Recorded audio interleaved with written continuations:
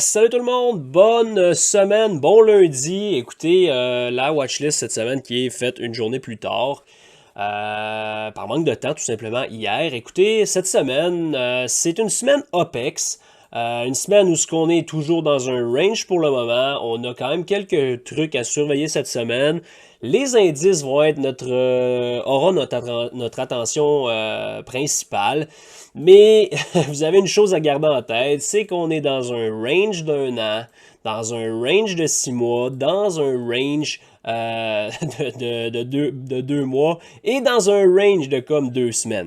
Donc ça commence à faire du range. On va quand même regarder ça ensemble. Je pense que il y a quand même là, évidemment, toujours des opportunités. C'est juste qu'il faut vraiment être prudent dans le marché actuel. Je le sais qu'on aime ça trader. Personnellement, je commence même à trouver ça relativement lourd. Je suis là devant vous autres chaque matin en live. Malheureusement, je suis pas la personne pour vous qui va vous caler des tonnes de trades dans des conditions comme celle-là. La meilleure chose à faire, c'est de serrer encore plus vos critères et de transiger juste des setups qui sont A++. Si on revient rapidement sur la semaine dernière, je vous avais mentionné qu'on était une semaine pré-OPEX et je veux juste que vous compreniez un peu qu'est-ce que je voulais dire par là. Puis si vous étiez bearish, vous avez probablement eu beaucoup de frustration la semaine dernière parce que à chaque fois qu'on a tombé, et là je vais pas dire n'importe quoi, mais disons qu'on le met en 1 heure, ça va être plus simple un peu. On tombe vendredi, donc le lundi suivant est ici. Donc, si vous regardez ça un peu plus de près, on a le début de la semaine, on a vendredi qui est ici, qu'on a eu notre pump, et je vous avais mentionné que j'amorçais la semaine de façon avec une approche bullish. Finalement, je suis quand même heureux qu'on ait eu une approche bullish, parce qu'avoir eu une approche bearish aurait probablement été pire. Mais qu'est-ce qu'on a eu? On avait un sell-off pratiquement à chaque jour. Si on regarde là, ici, sell-off en plein milieu de journée, rachat pour le close. On a eu un sell-off ici, évidemment, on a eu le CPI. Gros pomme qui était très intéressant. On a réussi à profiter de cette run-up-là. On est allé chercher plusieurs niveaux qu'on avait en tête. Le problème, c'est qu'une fois à l'ouverture, on est arrivé, il restait plus grand-chose sur la table là, pour nous. Donc, on a été en mesure de naviguer tout ça de façon quand même franche. Mais tout ça pour dire qu'on a retracé. On n'a pas été en mesure de partir et d'amorcer une run-up. Donc, qu'est-ce qu'on a eu? Sell-off en plein milieu de journée, rally back-up. Qu'est-ce qu'on a eu par la suite? Sell-off, rally back-up. Sell-off, rally back-up. Donc, vous voyez là, et là, ça nous amène aujourd'hui, ça nous amène ce matin, lundi, sell-off, rally back-up. Donc, vous voyez comment que le marché est soutenu. C'est une semaine OPEX cette semaine. On va en parler tantôt plus en détail. Mais durant ces semaines-là où ce qu'on est dans un range, ça devient encore plus difficile que le marché trouve preneur sur un gros décrochage. Et ça donne le genre de price action qu'on a, c'est-à-dire, si on regarde ça en daily, un range. La semaine passée, là, ça a été une semaine de comme 0,1% de range overall. Donc, higher high, lower low, higher high, lower low. Et là, aujourd'hui, on continue là, à l'intérieur de ce range-là. Donc oui, je suis plate, je suis pas la personne qui va vous vendre de l'excitation. Cette semaine, je m'attends pas nécessairement à grand-chose encore une fois. On a l'OPEX vendredi, comme je vous ai mentionné. J'ai hâte de voir où ce que ça va nous mener. Mais honnêtement, soyez prudents dans les conditions actuelles et ne tombez pas dans le piège d'être frustré. Et si jamais vous êtes frustré, ben fermez les charts, trade en démo, size it down. C'est vraiment des moments là où ce que ceux qui sont qui cherchent juste le thrill en trading et l'adrénaline, là, ben ces gens-là sont en train de se faire démolir actuellement. Puis écoutez, c'est pas des farces que je vous ai mentionné tantôt, le range d'un an, à l'intérieur de 6 mois, à l'intérieur de 2 mois, à l'intérieur d'une semaine ou deux ici. Donc vraiment là, soyez prudents là-dedans. Cette semaine, qu'est-ce qui nous attend? On a encore une fois, si on commence avec le calendrier économique, on a en fait plusieurs Fed speakers. On en avait aujourd'hui, on en a demain encore une fois, avant l'ouverture. On a Mester qui parle, on a Bostic. Par la suite, on a Barr qui fait un testimony. Donc ça, c'est tous des événements, là. C'est quand même des heures qui nous intéressent. Donc soyez prudents durant ces moments-là. Mercredi, je pense qu'on a un break. Par la suite, jeudi aussi. Ah non, on a un autre testimony de Barr. Donc, juste être conscient de lorsque les membres de la Fed ou du FOMC là, sont en train de parler. Par la suite, qu'est-ce qui va avoir notre attention? C'est les Core Retail Sales qui sortent demain. C'est pas quelque chose qui est critique, mais c'est quelque chose qui donne une idée sur le sentiment de marché, sur le sentiment des consommateurs. Et c'est toujours quelque chose qui est quand même attendu là, sur les indices. Je m'attends à une petite volatilité demain matin, 8h30. C'est pas mal la seule grosse nouvelle qu'on a cette semaine avant l'ouverture, mais tu sais, par grosse nouvelle, on s'entend, c'est quelque chose qu'on peut naviguer assez bien. Parlant des retail sales, ça nous amène aux earnings parce que qui dit cette semaine, c'est oui, le retail sales sort, mais on a aussi le earnings de plusieurs gros joueurs dans ce secteur-là, dont Home Depot, on a Target, on a Walmart. C'est les 3 leaders dans le secteur et clairement, les earnings de ces joueurs-là, combinés avec les chiffres du mois, pourraient du moins avoir un certain impact, une certaine influence là, sur les indices. Bon, j'en ai parlé un peu tantôt, mais c'est une semaine OPEX, donc je vous invite à vous référer là, au petit schéma que je vous ai déjà montré concernant l'OPEX. On dit que la semaine précédente, l'OPEX Week, qui était la semaine passée, et la semaine de l'OPEX sont les semaines où ce que le marché est le plus soutenu par les flots, par les options. À partir du mercredi, on a une fenêtre de non-force qui commence à s'ouvrir tranquillement et qui nous amènera à la semaine prochaine avec une potentielle fenêtre de non-force. Comme je dis souvent, j'aime mieux dire non-force que faiblesse, parce que c'est pas vrai que ça donne une faiblesse. C'est juste que les marchés sont moins soutenus. Donc, c'est à prendre en considération. Qu'est-ce que les semaines OPEX font? Oui, on a un certain soutien du marché, mais c'est rare, et je dis bien c'est rare, ça veut dire que ça peut arriver, évidemment, mais c'est rare qu'on a des semaines OPEX où ce qu'on a des monster moves. Ça va arriver, tout est possible, mais je vous dirais que dans les conditions actuelles, on est déjà dans un range. Je m'attends à ce que le marché reste là, dans une liquidité assez tight, peut-être ces lows-là, évidemment, peut-être les highs. C'est sûr que le même scénario que je vous dis depuis 2 semaines qu'on fait ces vidéos-là, plus que ça pour ceux qui sont avec moi sur une base quotidienne, mais j'ai toujours beaucoup d'intérêt envers ces niveaux-là. C'est pas mal ça pour l'overview de la semaine. Maintenant, si on regarde un peu du côté des références avant de revenir sur le technique, sur les indices, je vous dirais qu'une des raisons la semaine dernière où ça a été un price action qui a été difficile, je vous dis la même chose depuis encore une fois 2 semaines, on a comme tombé avec un mauvais timing pour faire nos vidéos recap, nos vidéos weekly prep. Comme je vous dis, on est dans un marché excessivement tough et ça bouge pas beaucoup récemment. Mais quelque chose qui était intéressant la semaine passée, je vous mentionnais le dollar US, surveillez ce high-là qui est autour de 102,387. Écoutez, vendredi, on est parti sur un parabolic move, puis contrairement à, depuis comme plusieurs semaines, on était en mesure de follow through. Donc break, et en fait, le break s'est amorcé comme mercredi, et on a quand même eu quelque chose d'assez directionnel et d'assez agressif, principalement vendredi matin.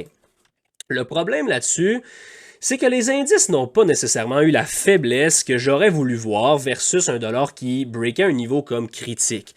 Maintenant, est-ce que le bloc qu'on a flippé ici, ou du moins qu'on tente de flipper, deviendra une zone de support? C'est ce que je voudrais voir pour un dollar qui demeure fort. Qui dit dollar fort dit clairement un marché qui va avoir de la difficulté à démontrer de la grosse force. Pour l'instant, on rejette le petit gap. Ici, si on regarde ça en weekly, vous allez comprendre pourquoi j'ai cette zone-là sur mon graphique. Donc, on a un genre de void en weekly qui sont assez rares sur le dollar. Donc, c'est cette zone-là que je m'attends qu'il soit visité du côté du dollar US en cas de continuation de la force. Pour l'instant, aujourd'hui, oui, on a un retracement, mais rien de trop critique. Tant qu'on hold, c'est pas la fin du monde.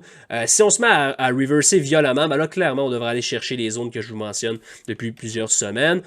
Sinon, on pourrait très bien avoir une semaine de consolidation, qu'est-ce qui deviendrait, sans dire un non-facteur, là, mais pas loin. Là, le dollar US est assez tricky actuellement.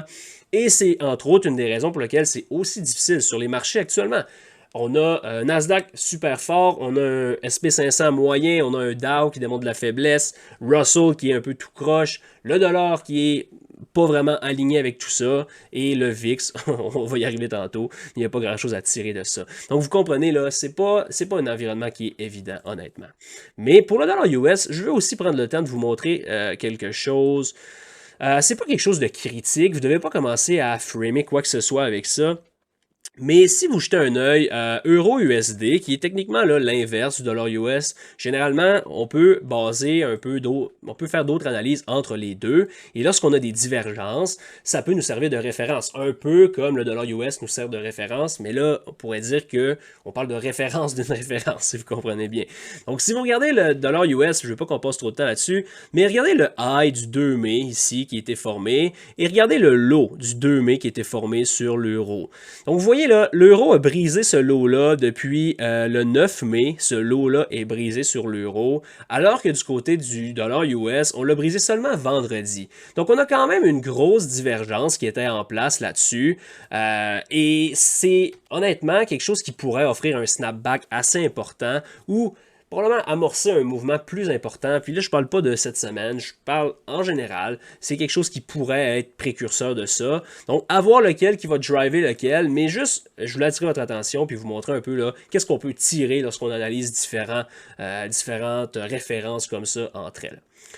Maintenant, si on passe du côté du VIX, ben, c'est pas grande surprise de ce côté-là. Super compressé, volatilité qui est, sans dire nulle, mais volatilité qui est réduite au maximum. La semaine passée, ça a juste été dans un range. La seule et unique façon, personnellement, que j'utilise le VIX actuellement, c'est pour jouer les gaps. Donc, ça nous donne une idée le matin. Vous tracez votre gap sur le VIX. Est-ce qu'on amorce un gap and go ou est-ce qu'on en va faire un genre de gap fill play? Donc, c'est un peu la façon personnellement que je l'utilise le VIX actuellement. Surveillez quand même le gap qui est ici, là, qui date de 2 semaines, autour de 16. Éventuellement, j'aimerais voir le VIX aller dans cette zone-là. Probablement si jamais on a le break de 4200 sur les indices, éventuellement. Donc c'est pas mal ça pour le VIX. Du côté des yields, c'est pas grand chose à tirer non plus. On est quand même en train d'offrir un certain retracement intéressant. Surveillez les highs ici. Sinon, là, les swing lows qui sont pertinents, mais il n'y a pas grand chose à tirer de ça actuellement. Ça nous amène du côté de IS, le SP500. Qu'est-ce qu'on va surveiller cette semaine? Ben, c'est évident que les lows qu'on a formés vendredi et mercredi vont avoir mon intérêt sur le short side. Par contre, c'est comme je disais ce matin, puis ce matin, là, c'est quand même un statement intéressant qu'on vient de faire ce matin. On s'y est approché, mais on n'a pas été en mesure d'aller les chercher. Donc, dans ce cas-là, ça rajoute au fait que personnellement, je ne crois pas que ça devient un facteur. Ils vont être un facteur dans le cas où ce que je suis bearish. Honnêtement, j'aimerais qu'on les take out cette semaine et je m'attends à ce qu'ils soient take out cette semaine, mais ce n'est pas une obligation de voir ces lots-là être pris. Pourquoi? Parce que le lot de vendredi a fait un lot. Je sais que c'est seulement 2-3 ticks, mais il a quand même liquidé son lot et amorcé un beau rallye. Ce matin, honnêtement, j'aurais aimé qu'on aille chercher ça. Finalement, on n'a pas été en mesure d'y aller. Si on regarde là, on n'a pas été en mesure d'aller chercher. Oups, on est ici. On a amorcé le sell-off qui était quand même intéressant à un certain point, puis par la suite, rebond sur quoi? Lower low. Et là, on va probablement, du moins, quelque chose que je surveillerais, c'est les highs d'ici la fermeture. Donc, cette semaine, qu'est-ce qu'on va surveiller? C'est vraiment le high, évidemment, de la semaine dernière, qui est autour de 41,73. Si on le regarde en weekly, juste pour être certain. Le high ici, 41,73, ça va devenir notre référence. On va aussi surveiller le low de la semaine dernière, qui sont les lows que je vous ai montrés tantôt, autour de 41,11. C'est les deux niveaux critiques à surveiller. Qu'est-ce qu'on va surveiller? C'est surtout du côté de la réaction, parce que sachant qu'on est dans une semaine OPEX, comme je vous dis, ce ne serait pas surprenant qu'on aille chercher la liquidité juste de la semaine précédente et qu'on revienne à l'intérieur pour soit aller chercher encore le down et revenir closer au centre, ou prendre un peu de jus d'un côté avant d'aller de l'autre côté. Donc, ça serait qu'est-ce que j'anticipe cette semaine? Mon scénario bullish demeure encore en place. Personnellement, je vois pas pourquoi je serais bearish actuellement.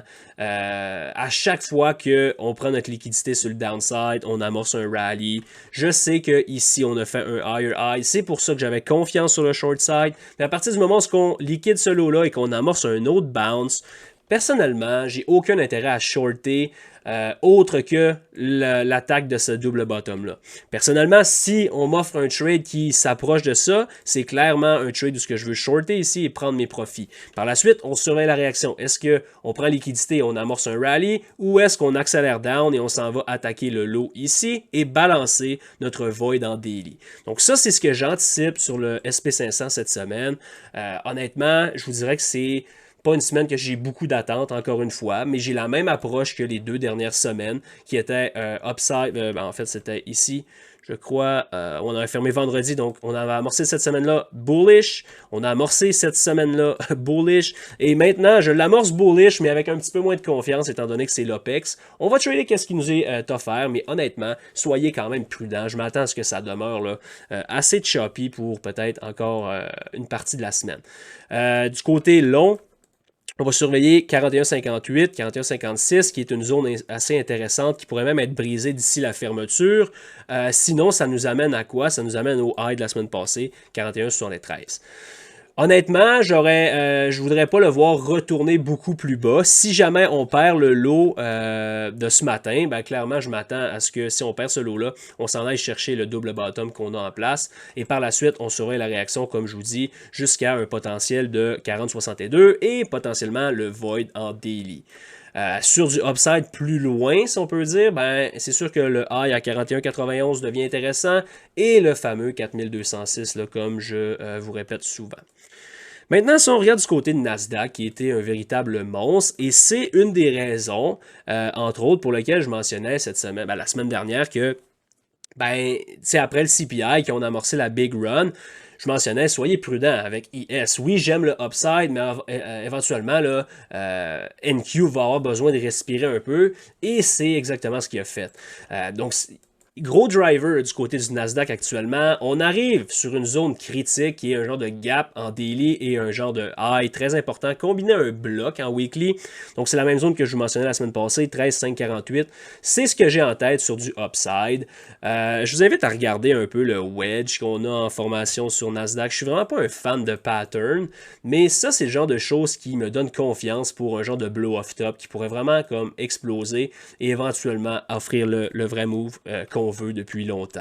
Ça concorderait probablement avec une visite de 4200 plus sur IS, mais là je vous parle plus comme à court / moyen terme. Je ne m'attends pas nécessairement à quoi que ce soit cette semaine du côté de Nasdaq. Encore plus fort aujourd'hui, mais vous voyez comment on est soutenu, puis c'est une des raisons pour lesquelles je ne suis pas bearish actuellement.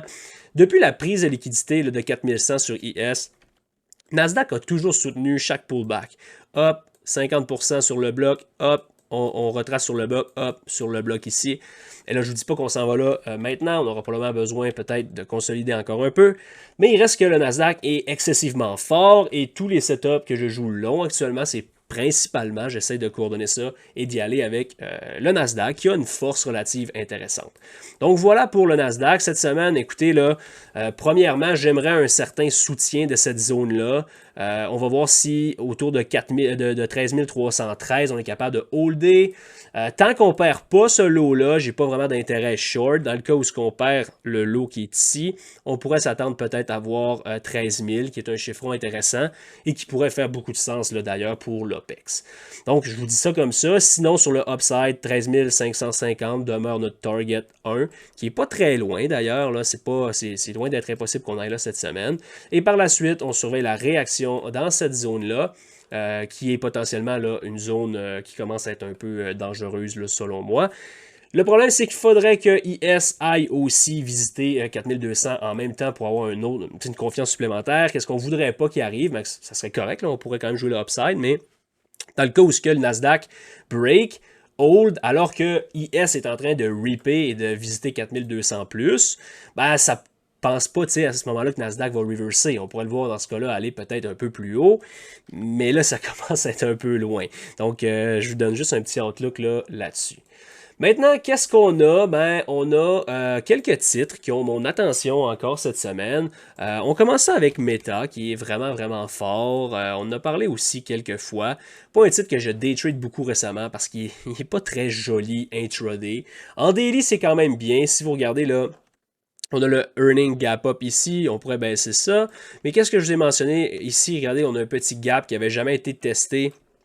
Et ça, c'est des setups que vous pouvez vraiment là, trouver de l'intérêt là-dedans. Parce que lorsqu'on a un gap dans un gap, c'est pas un hasard qu'on est allé pullback exactement là. Je vous dis pas qu'on s'en va en new all-time high, là, mais j'aime le support ici pour un possible test de 2,47 et 2,50 qui est un chiffron intéressant et qui pourrait arriver assez vite là, selon moi. Donc j'aime le setup là, sur Meta pour une continuation si jamais on break over 2,40. À l'inverse, si on perd le low précédent, on a une belle zone de liquidité ici qui pourrait être ramassée et peut-être accélérée là, dans le gap.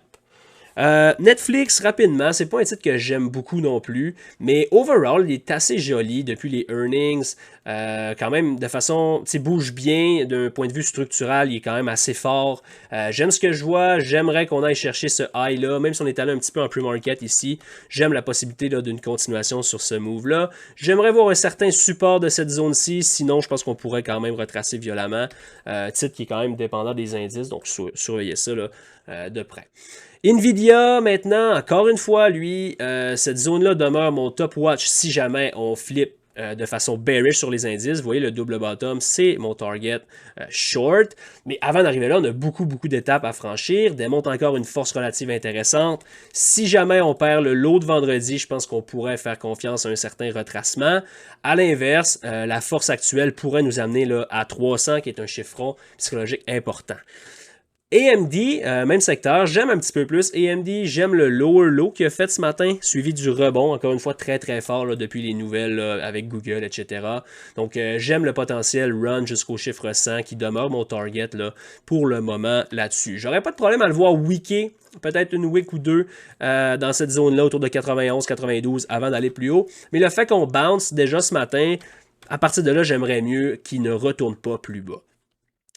Pour ceux qui me suivent, juste un petit, un petit clin d'œil à MU.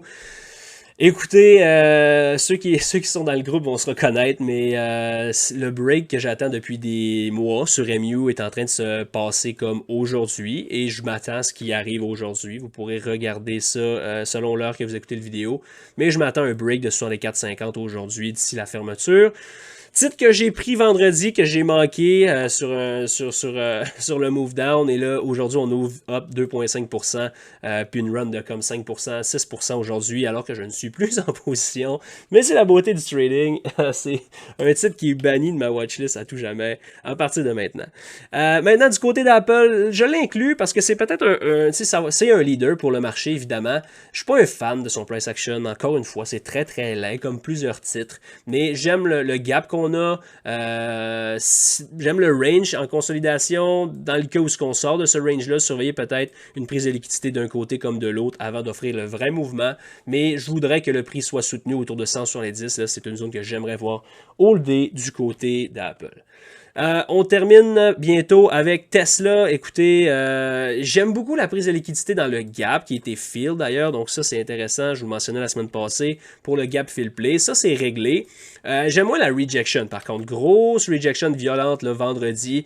Et ce matin, take out de ce triple bottom-là pour par la suite consolider. Donc c'est intéressant. Je ne sais pas à quel endroit qu'on peut terminer la semaine du côté de Tesla, mais pas ça ici, mais un gap. Mais une chose est sûre, c'est qu'on veut voir le prix holder autour de 160. Si jamais on perd 160, ça risque de dégringoler assez vite. Et j'aimerais, pour un scénario bullish, vraiment qu'on bounce agressivement à partir de demain pour retourner au moins en consolidation ou aller attaquer ce high-là. On a des beaux targets sur le upside. Là. 200, à mon avis, n'est pas impossible. Peut-être pas cette semaine, mais éventuellement. J'aime la base qu'on a bâtie là-dessus. Sauf que là, à très court terme, le genre de range qu'on vient de former est un petit peu tout croche. Là. Fake out up, fake out down. Donc, ça va dépendre évidemment probablement de beaucoup du market backing là-dessus aussi. Du côté de Google, maintenant, c'est un titre avec une force assez impressionnante là, depuis la consolidation et le break. Je vous dirais que depuis les earnings, combiné aux nouvelles avec l'intelligence artificielle, etc., c'est un titre que j'aime beaucoup pour du upside potentiel. Par contre, surveiller les standard dev, là, on commence à être extensionné légèrement. Ça ne veut pas dire qu'on ne peut pas aller plus haut, mais je commence à trouver qu'il pourrait s'essouffler. Sauf que dans un scénario où les indices demeurent relativement fortes, j'aime beaucoup le potentiel de Google pour aller attaquer cette zone-là qui est autour de 122, 125. On a beaucoup de void, imbalance en daily qui n'a jamais été balancé ici, genre de double top. Donc j'aime le potentiel de Google pour une certaine continuation. Par contre, il risque d'avoir besoin d'un petit peu plus de temps, un petit peu plus de consolidation, pourrait même aller jouer dans son gap avant d'éventuellement retourner. Donc, je ne vous dis pas que c'est cette semaine, mais juste garder un œil sur Google. Aujourd'hui, le higher high suivi de la rejection est un petit peu... sans dire épeurante, là, mais je veux dire, je serais prudent. Puis, tu sais, dans le cas où on n'est pas capable d'aller maintenant sur le upside, rien ne nous empêche de shorter pour le potentiel gap fill play. Donc, gardez Google à l'œil, quand même intéressant là, pour cette semaine. Et on finit ça avec un titre qui est là pour la 3e fois, mais qui se passe absolument fuck all depuis des semaines. Juste consolidation, higher high, lower low, higher high, lower low. C'est vraiment très, très laid. Mais je vous le dis, maintenant, on va se lever soit un matin ou arriver en fin de journée, puis Microsoft va avoir liquidé 316. Je suis pas mal certain de ça. Reste à savoir si on va être en mesure de le trader, être en mesure de le timer. Mais j'aime Microsoft pour une attaque de ce high-là qui pourrait arriver assez rapidement à minute que les indices auront un petit peu de force. Un scénario qui n'est pas impossible, si jamais on break et qu'on fait un lower low, ben je m'attends à ce que ça ici, autour de 302, on pourrait aller visiter 300, soit visiter, puis par la suite, on pourrait éventuellement retourner à 316. Donc c'est toutes des choses que je vais surveiller là, de près cette semaine, mais aussi dans les semaines qui suivent. Donc, écoutez, ça serait pas mal ça pour cette semaine. Soyez prudents, ça demeure le mot d'ordre. Je sais que c'est plate, je sais que c'est long, je sais que j'ai toujours l'air en mode défensif. Puis c'est normal parce que, premièrement, le marché est difficile. Puis deuxièmement, la règle numéro 1 de tous les systèmes devrait être la protection du capital. Donc, c'est jamais le temps de forcer les choses, mais surtout pas dans des conditions comme celle-là. Donc, je vous laisse là-dessus. Je vous souhaite une excellente semaine. On se reparle dimanche prochain sans faute. Et sur ce, je vous souhaite une bonne semaine. Salut tout le monde.